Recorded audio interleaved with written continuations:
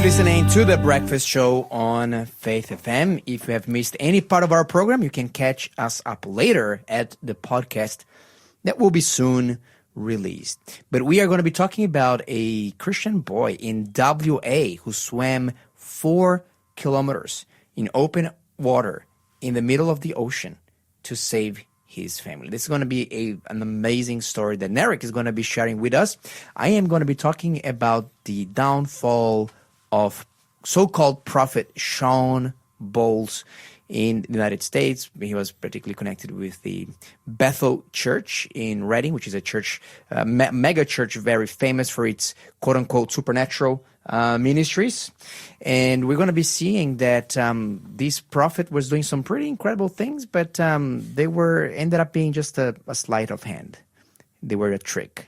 Exactly how, we're going to explain to you later today. We are also going to have an interview today, Narek, with Maria Andrioli. She is our resident psychologist, and she's going to be talking to us about the experience of postpartum or even prepartum depression. So it is a phenomenon that a number of women experience a depression and anxiety right after birth or even before that. And it also can affect men. So she's going to be talking to us all about that and what to do in these cases if you have experienced it later at around 7:35 this morning. That is very valuable. So we have lots going on here today, and we are now going to get a new quiz question. Are you ready for that? It's a thinker. Okay, that's a thinker. Okay, it's a thinker. It's going to be a hard one, I reckon. Which two books both speak of trusting in the Lord in chapter 3 and verse 5 of those books? I think you'll get one very easily because it's a very, very famous verse. Say it one more time, please. Which two books both speak of trusting in the Lord in their 3rd chapter and 5th verse? Okay. So there's 2 books that line up. We got one of them. You got one book written down there? Yep. Okay, so guess the other one for me as well. I know one for sure. I know one for absolutely sure. The other one, I am in doubt. So I think that I know which one you know for sure because it's quite famous and it's a scripture song and all kinds of things. So I'll let you know that the other one is about being able to sleep at peace no matter what stress you're under because, God has... Okay, I think I know now. Control. Then. Yeah, I was between that one and another one. I think that this is going to be my final answer for now. You got them both, yes. Cool. Okay. Wow, I didn't know that there was that correlation, that chapter 3 and verse 5. That is very interesting. I had fun going down this rabbit hole. So, this is a great rabbit hole. Did you get it, Narek, or are you still I got struggling? one. Yeah. You got one of the two. I got one yes. of the two. The other one that I had in mind, it was not the right answer. No, okay. Yeah. There you go. That was definitely a thinker. If you do know the answer to that, 10491-064-669. Yes, we're after the 2 books which speak of trusting in the Lord in their 3rd chapter and their 5th verse. Very good. All right, Merrick. Yes. Let's talk about something that I particularly enjoy a lot, swimming.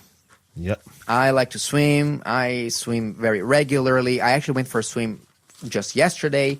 I might even go for a swim today, but I have never swam 4 kilometers in my life yet in one go. Definitely not there yet. What is happening here? What's that story? Yes, so a young man by the name of Austin Appleby, he was actually 14 years of age. His family was swept out to sea as they were holidaying in Western Australia.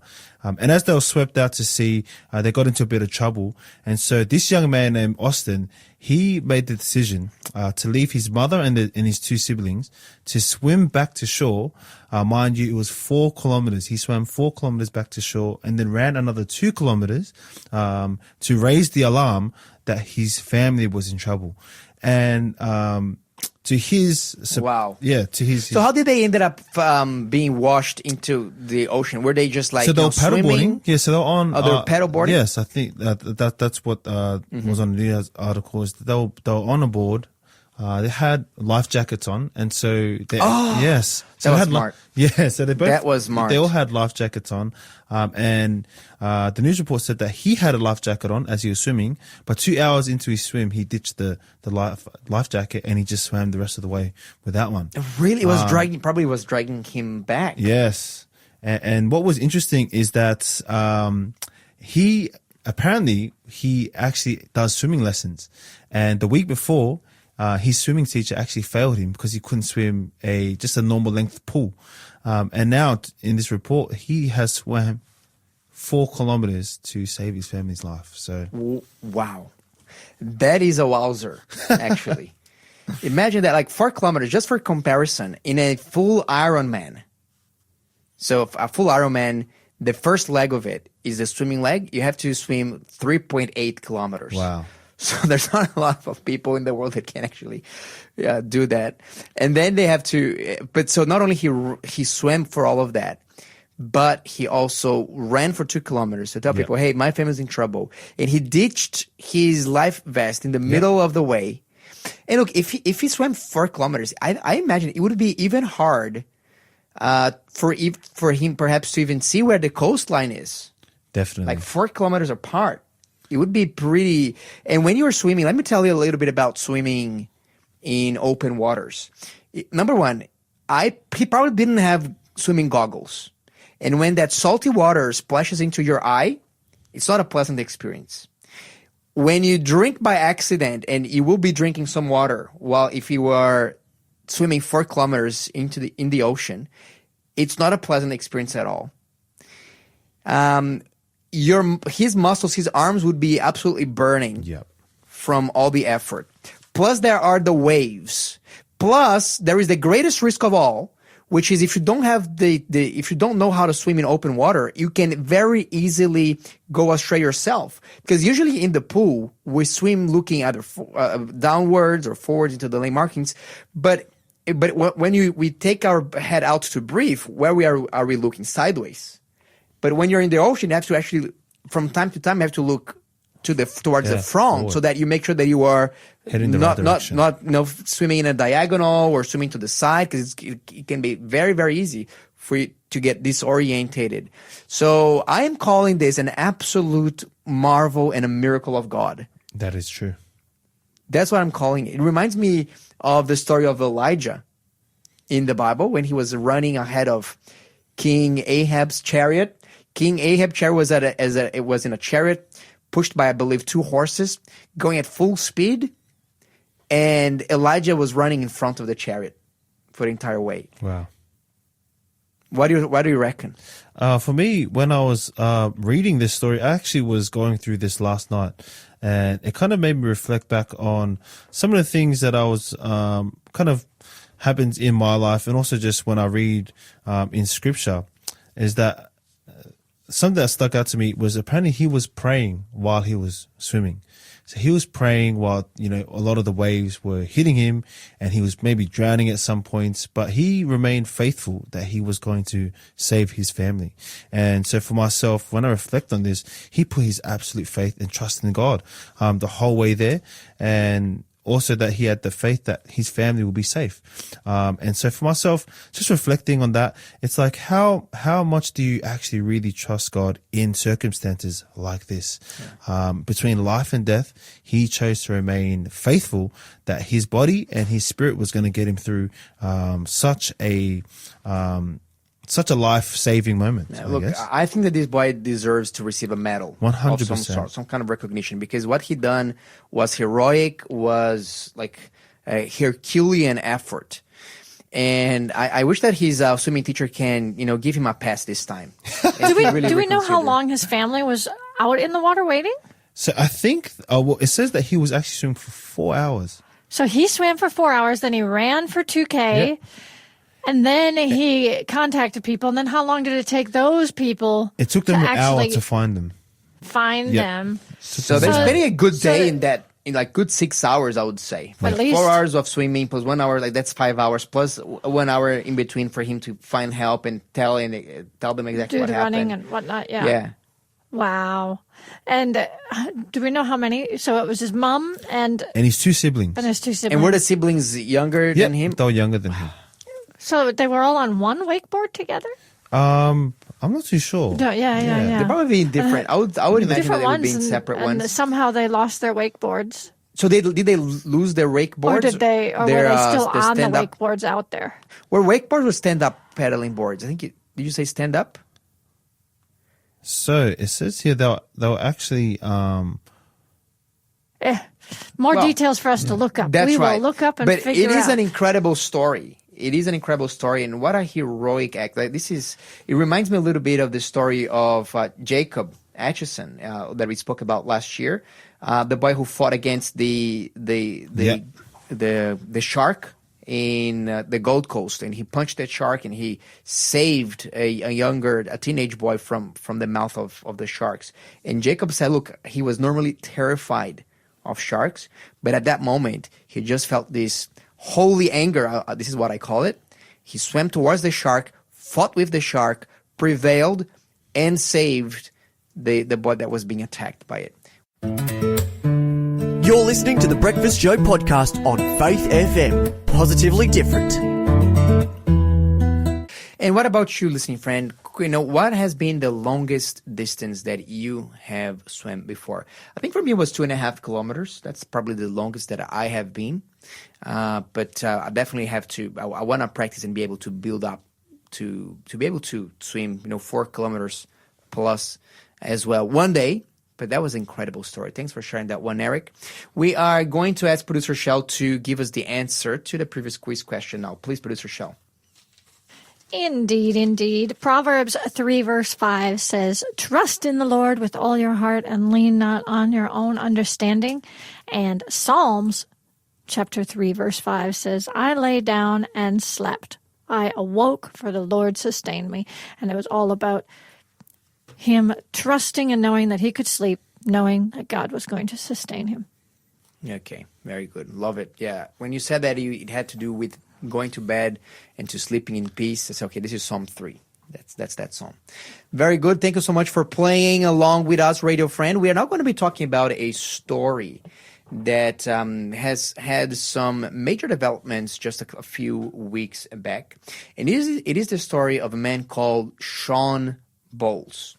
Now, Shawn Bowles was a pastor and a prophet. So he was lauded and hailed by a lot of Christians. He became very famous, particularly because he was tied to one of America's largest mega churches called Bethel Church in Redding, California. Bethel Church is very famous for their charismatic and based ministries, supernatural and miracles and healings and the likes.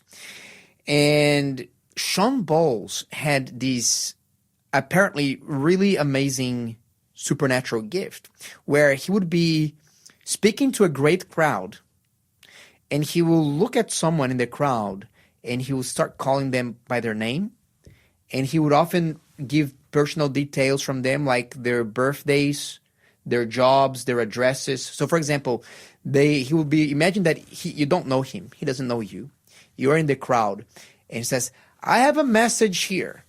And a message is for a young man here, and the Holy Spirit is telling me, Merrick, God has seen your podcast project, and he's going to give you success. So you go forward with it, and you're going to succeed. And then let's say that he will call out the name of your girlfriend as well. Wow. And she's going to be alongside with you. And so people really felt seen by God. Imagine that, producer Shell. You were there in the middle of the multitude, and someone says, I want to talk to Michelle right now. Michelle, you might be working at a radio station right now, and they start giving you all these kind of details. And your husband, Lyle, God is going to bless him tremendously, and this, and that. And your grandkids, so-and-so, and your son, so-and-so. And he start calling out all these personal details, and you're thinking, wow. Get off my Facebook, buddy. Well, producer Shell wouldn't be deceived by him, because what happened is that this is exactly what they found out. He was going on before the events happened. He got a list of the people who were attending the event.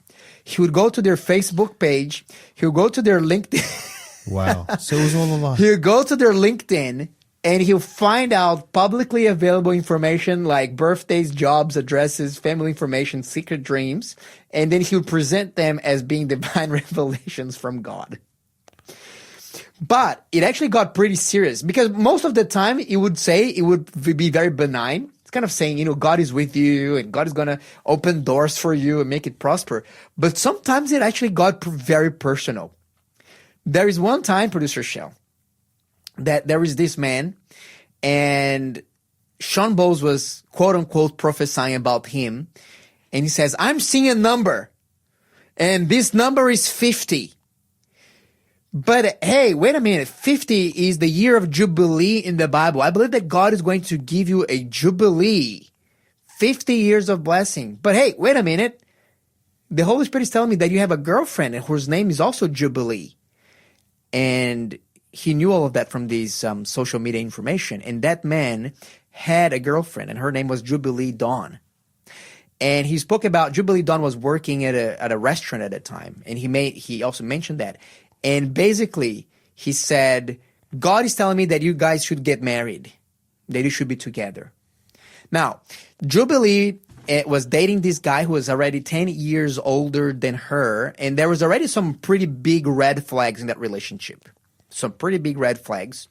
But she being, a Christian girl wanting to please God, and she felt, look, well, if the prophet is telling me that God is saying that I should marry this guy, I will marry this guy. So she married the guy after only 2 months of dating, and it turned out that the marriage was an absolute fiasco. It was an absolute nightmare, Producer Shell. He was living hell. So the man he was heavily addicted to pornography. Wow. He was a domestic violent abuser.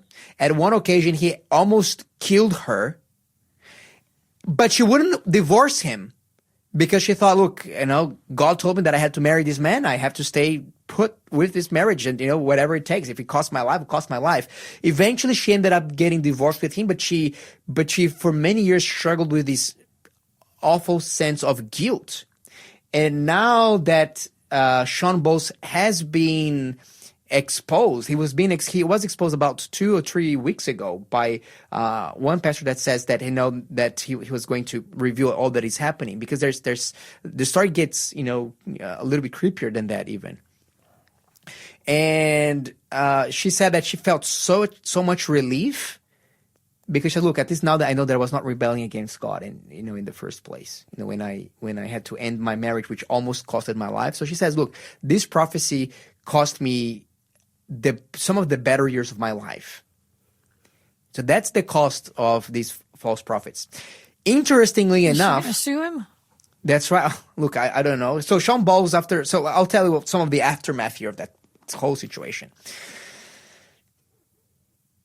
This video came out on YouTube by this whistleblower calling out all of these, Sean Bowles', fake prophecies. And what the bigger problem is that Bethel Church leadership knew about these shenanigans all along since at least 2019, for about 5 years. Or 2021, and they didn't do anything about it. Well, not to say that they didn't do anything about it.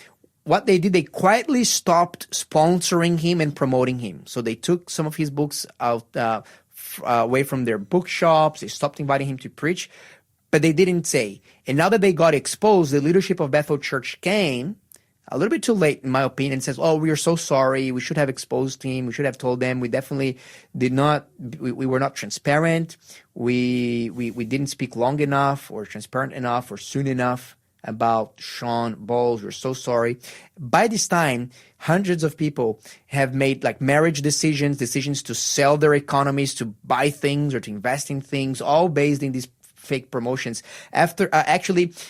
Before that expose even happened, Sean Bowles' team, which also has a lot of allegations of sexual abuse and bullying and creating toxic environment, his team, his board of his ministry, they came up with a conclusion. They call up to Sean and Sean, hey, Sean, you better stop giving people predictions about getting married because it's not going well. Wow. And I'm thinking here, and they say, okay, let's do this as a trick. But wait, if he really thought this was from God, who are they to say they don't talk about it?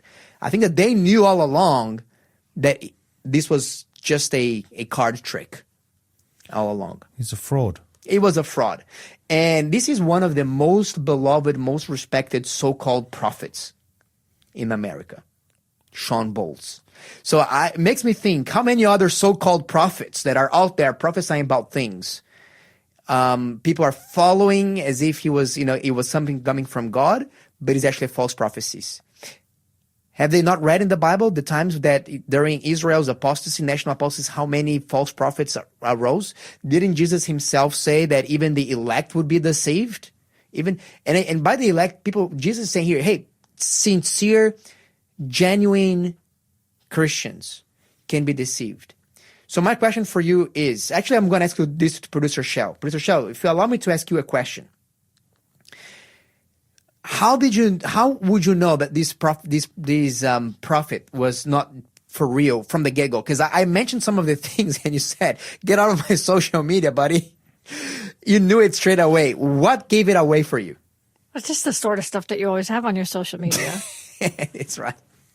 It's all, the generic information about your life and that sort of thing, I guess. Yeah.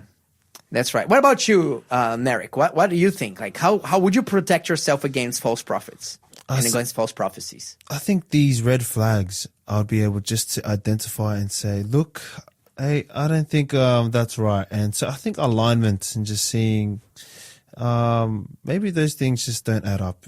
I think calling out some random people's names, etc., and getting them to come to the front and saying, you need to marry this person. For me, immediately, I'm like, yeah, that's a red flag. That's right. That's right. Already a red flag. Yeah, that's a big red flag. Yeah. I mean, we're supposed to really test prophets as far as their accuracy. If they're not 100% accurate all the time, then you know that they're not from God, because God's never going to fail. No.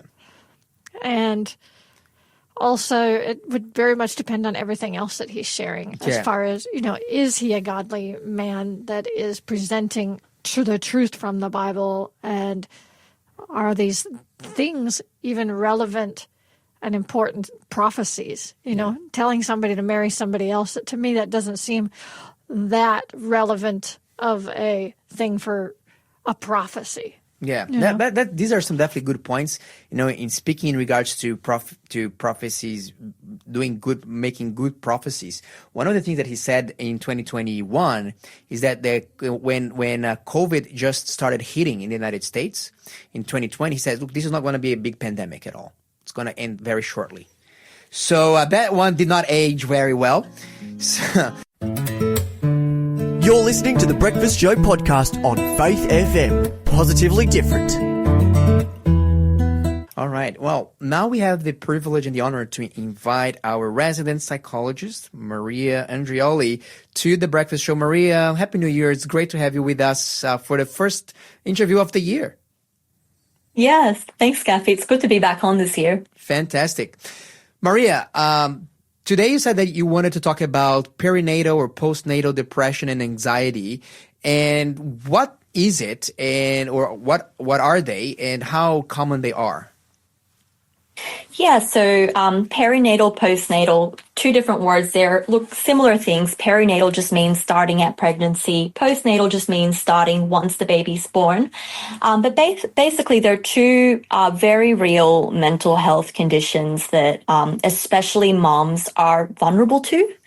Postnatal depression is like your normal depression, where there's like heaviness, sadness, hopelessness, but in addition to that, there's a lot of kind of guilt surrounding loss of joy with their baby. There's a lot of like negative thoughts and beliefs, like you're failing as a parent, or even negative beliefs about the presence of their baby, and just like a lot of guilt there.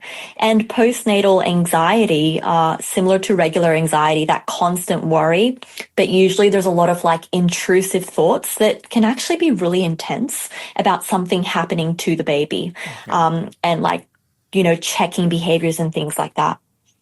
Okay, so is this a common experience? Are there many women that experience that, or is this a really rare situation? It's actually extremely common. Look, most moms will experience what we call the baby blues, which is just like a really deep sadness in like the couple days after they've had a baby. But some moms will go on to develop postnatal depression and anxiety, and it's actually quite common. It's not rare at all.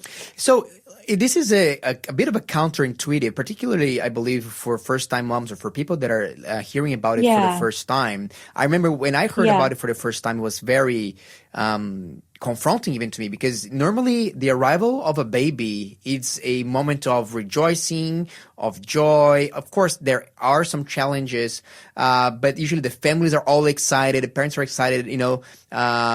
So what causes it? So and what's missing in that picture, so that we move from this joyful expectation to this, you know, anxiety and depression about it? I completely understand why it would be so confronting to hear about it. And actually, a lot of the moms who do experience it also feel so much guilt that they feel that way, because like it's supposed to be the happiest moment in their lives. But when we like kind of step back and realize what the moms have just been through, it makes a lot of sense. So first of all, like their hormones have just completely crashed after having a baby. Estrogen, progesterone just have like dropped down. So, you know, just extreme hormonal changes going on there. Then there's the sleep deprivation, you know, that keeps moms in like this constant state of survival. There's all this protective ness that comes up in moms to keep that baby alive that can really easily just roll over into just anxiety over keeping the baby safe. And on top of that, like her entire identity has changed, you know, especially after a first baby, from, you know, being a more independent woman to becoming a mother in one night. There's huge changes there that actually, when we look at it, it's like, oh, hang on, this actually makes a lot of sense. Yes. It's really understandable. Yes, and I think that there's also the pressure, because babies can be a bit of a mystery box, you know, and you can be seemingly doing all the right things, and yet the baby's still uncomfortable, the baby's still crying, the baby's still not sleeping through the night, and there's all these pressures and expectations that no, baby has to be an absolute quiet, you know, saint, and no crying, just like, you know, cuddling and happy all the time. And probably, you know, we've heard some stories from moms that reported that, oh, my baby was just an angel, it was the easiest thing ever. So what would you say to a mom to be, you know, to prepare for that situation? Could it be, you know, how do we calibrate our expectations? Not to say, hey, by the way, it's going to be the worst experience of your life. It's going to be so, you know, it's going to be a dark and somber place for you to be. But also not to paint to give them rose-colored glass and say, oh, everything's going to be, you know, all, you know, flowers and roses and calm waters. How would you coach them to face that situation, Maria? Yeah, that's a good question. And I like what you've said about there being so many different expectations, and this kind of expectation, like personal expectation for things to just go, you know, perfectly, and for you to just feel so joyful and happy and just be like a natural mother and all of these things. And I think women in general can place really high expectations on themselves. But I guess I would say not to put so much pressure, you know, on those first few months, not even just to put so much pressure on what that birth is going to be like, not to put so much pressure onto what meeting that baby for the first time is going to feel like. You can't, parenthood is for life, you know, you're going to have that child your whole life, and you can't put the entire pressure into a single moment or into the first few months. And if things, you know, don't go to plan, which usually they don't, and we actually know that birth trauma, you know, emergency C-sections, feeding struggles, when things go wrong, it actually increases the risk of postpartum depression and anxiety. So, you know, to not put so much pressure and expectation that things will go right, but just to be so open and aware that it is really hard, and you don't have to feel happy. And if you feel terrible and frustrated and anxious, you're not a bad mom. You're just human. And this is, I think, it's the key. I think that these are some really good advice and counsel, because I think that in the back of all of that is, you know, are women asking, am I being a bad mom? And what would be a Yeah. bad mom? And how do you know if you're not being a bad mom? What objective things that they can look at to reassure themselves? Hey, you know what? Yes, things might not be going according to expecting, but that doesn't mean that I'm a bad mom. Actually, I'm doing all the right things as a mom. How would you, what objective factors could they look at to make up for being a good mom or perhaps a bad mom? Yeah, good question. Because like that sense of I'm a bad mom is so characteristic of postpartum depression and anxiety. But I look, just the very fact that you care this much, that, you're feeling this way shows that even if you're struggling to bond with that baby, you actually do care so much. And there is that love is there, whether or not you feel it, the very fact that this is affecting you so much shows you that that love is there. Yeah, look, it's, it'd take a lot for me to call someone a bad mom. But I would say someone that's, someone that's showing up still, who's still there every day, who's getting through the day, who hasn't completely just, left that baby and is actually showing up, even if they're tired, exhausted, frustrated, anxious, angry, is a good mom. Yes, absolutely. Look, it reminds me of a Bible passage, the Bible has this concept of the sin against the Holy Spirit. And some people say, hey, what is the sin against the Holy Spirit? I don't want to commit it. Well, if you're afraid of committing it, that means that you're already not committing it.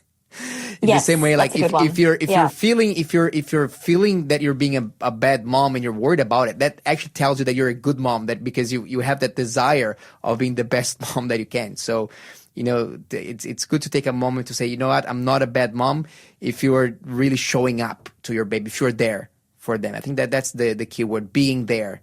And then we can, you can adjust here and there. I actually want to ask you this question. How can people get help? Like, what would you say, the first perhaps stop is to say, hey, you know what?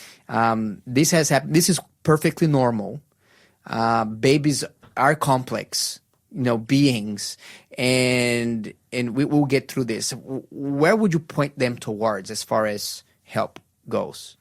Yes. So look, on that question, first of all, it is really important that if you or anyone listening or someone that you know is experiencing these kinds of symptoms, it is really important that you reach out. Look, the good news is that it's not like other mental health conditions that are, very lasting. These ones actually can be treated, and there's huge kind of recovery rates. There's a lot of hope and optimism for this, but it is important to reach out. You can call a helpline. The acronym is PANDA, which stands for the Perinatal Anxiety and Depression Australia. So they're an Australian support service. They have a helpline that can kind of point you in the direction of some next steps. Can I share the number, or do you want? Of course, yes, please. Yeah, so it's 1300-726 306 1300-726 306. That's right. And if you or miss even that, just go on the website. I was just going to say they can always text us here. We can share this number with them. Do they have also a website? They have a website, they have articles, they have a number you can call to just find out some next steps. But, help might be reaching out to your GP, your midwife. Maybe you might be linked into a perinatal mental health service. But also help is just reaching out to your family and community and just not feeling guilty or not feeling like it would be shameful to just speak up and say, I'm actually not okay. And being willing to accept help because you're not meant to carry this on your own. Like, it takes a village to raise a child, and especially when they're a baby. So just be really encouraged and know that you can reach out. How would you word it? If you were going through that experience and you needed to talk to perhaps a family member or a friend, how could you help perhaps women struggling to find the right words to say, like, what would that conversation look like if they have been experiencing these baby blues or these or a postnatal depression and anxiety? I guess it depends on who you were reaching out to specifically and how much they know about mental health, but it could be as simple as just saying, hey, I just want to let you know, like, I'm really struggling and I'm not okay. And I don't know what to do next, but I need help. Yeah. Those are just, beautiful. it's just that simple. Just, Very I need simple. help. I need help. I'm struggling. I Yeah. do not know what to do. Can you please help? That is amazing. What about dads? Do dads get that too, or is this something that is exclusive to mothers? Dads experience it as well. There's actually a lot of new research into it. Whilst they don't have the same kind of hormonal changes that a woman has had, they still have, it's still a major life change for them. And dads are, especially at risk if there has been a traumatic birth, even for the mom where they felt helpless, if they are also experiencing sleep deprivation, and if their partner has gotten postnatal depression, the dads are also at risk of developing it as well. Plus that extra pressure for them to be the strong one when they actually may be struggling. But for dads, it actually looks different. It can come out a lot more as irritability or anger. Mm-hmm. It can come out as withdrawing emotionally. It can come out as overworking, avoidance of the baby and mom, and increase in addictions. So when we see these things, if we saw a father doing this, we would just assume, that's a bad dad. He doesn't care about his baby. He doesn't care about his partner. But it's good for us to kind of recognize, hang on, there could be something deeper going on here. Yeah. And how could I support him? No, that's so good. I remember that I once, I might have misjudged someone. That was many, many years ago. I would say, 15 or so years ago. I had a work colleague, and he his wife gave birth to twins, and as immediately after the date of birth, he's starting to work from 8 a.m. to 11 p.m. every day. He would not step foot at home. And I remember me really judging him, saying, what a terrible dad. But I didn't realize that, hey, maybe he was actually experiencing postnatal depression himself. And there was something deeper going on. Yeah, I love that you've made that link there and had that realization. And look, I think it's so easy for us to judge both moms or dads, new moms or dads, when we see them kind of really, because depression can show up for people as what looks like not caring. But it's so much deeper than that. And I think just as we're supporting people or watching the people around us become parents for the first time, it's so important that we approach them with compassion and care. Even if they're showing things or doing things that we just don't understand, there could be so much more going on. And chances are that they already feel horrible about themselves inside, and they don't need us, to add to that, but they actually need a lot of grace and love. Thank you so much, Maria. This was some really important advice or information, education about this super important topic. And if you, listening friend, if you have any questions regarding perinatal or postnatal depression, if you are struggling, if you're a new mom, if you're a new dad and you're struggling, hey, reach out to us here, 0491 and 064 669. Perhaps we can point you in the right direction, talk to you. But, let's really listen to these very reassuring words. That does not mean that you are a bad mom or a bad dad. On the contrary, probably that means that you are a father and a mother that cares. And I think that this is the number one element of a good father or a good mother, someone that cares deeply about the well-being of your child. Maria, thank you so much. Thanks for being a part of the Faith FM family. Join our community on Facebook or get in touch at 1-800-FAITH-FM.